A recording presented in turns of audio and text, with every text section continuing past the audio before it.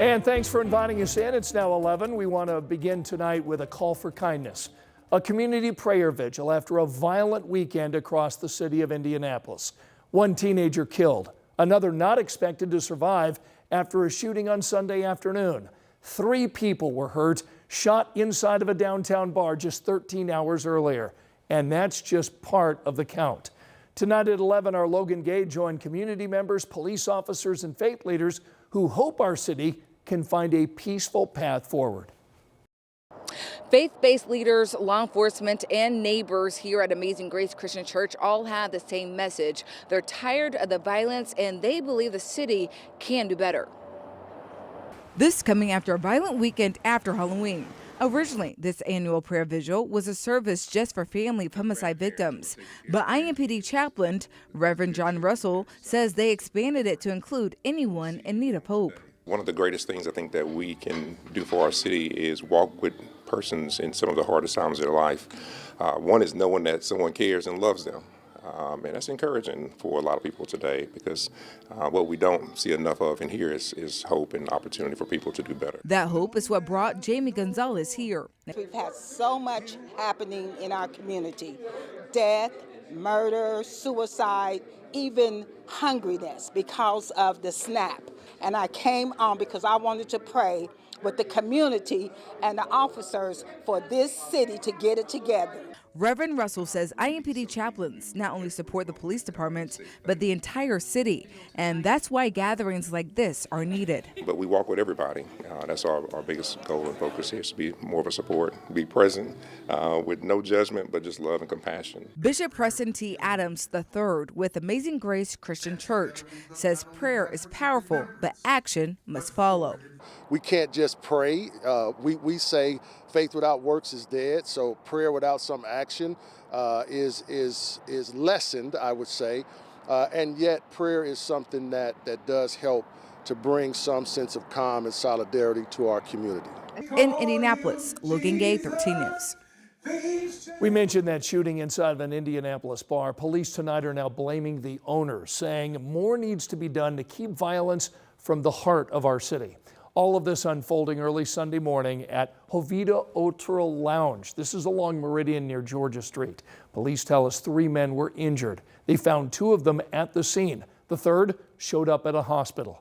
IMPD Chief Chris Bailey told us they know at least 3 guns were inside the lounge. The police chief wants to know how those weapons made it past security. And so I think you're going to see as we move forward, I don't know when, some more visible presence from excise in not just these bars, but many of the bars in Indianapolis. Chief Bailey went on to say they are now looking tonight at camera footage inside the bar, trying to get inside to look at those. 13 News reached out to Hovita Lounge several times today looking for a comment, and when we hear back, we'll pass along that response. Tonight, we're also learning the name of the teenager who was killed in that shooting Sunday afternoon. The Marion County coroner identified him as 17-year-old Yona Jeffers Telfair. IMPD tells us someone shot another teen. First responders took him to the hospital in critical condition. That shooting took place near 38th and Central on the north side of our city. Officers detained 2 people following that shooting, but have since released them. For the first time, we are hearing from a man claiming self-defense in a stabbing at an Indianapolis gas station. I lost feeling in my legs and I fell into him. That's Ty Holder, who told us he was stabbed outside a Speedway gas station on Kentucky Avenue last week. Holder talked with us over the phone tonight, saying that he's still recovering from his injuries. Holder said he heard someone screaming, and when that person passed him going out the door, they exchanged words. Then he says the guy spit on him, so he grabbed his mace. That's when Holder says the man pulled out a 6-inch knife and stabbed him. The other man was also stabbed during a struggle for the knife. He later died. So we checked the police reports tonight, and IMPD, it turns out, has been to that gas station hundreds of times over the last several years. Holder says security cameras are not enough. When I go to a gas station, I should feel safe going in there and purchasing anything without feeling like I'm going to have a confrontation of being abducted or being stabbed or hit with anything. A live police officer needs to be there 24/7. Hopes to leave the hospital soon. His full recovery expected to take months. Police tell us this case appears to be that of self-defense, but it is still under investigation. New tonight at 11, firefighters here in Indy are now investigating a suspected case of arson on the near north side. All of this starting around 2 this afternoon at a home near 30th and Central. Investigators believe this was intentionally set. This fire displaced 4 people. We don't have any word yet on who may have set that fire. No one was hurt. Angela?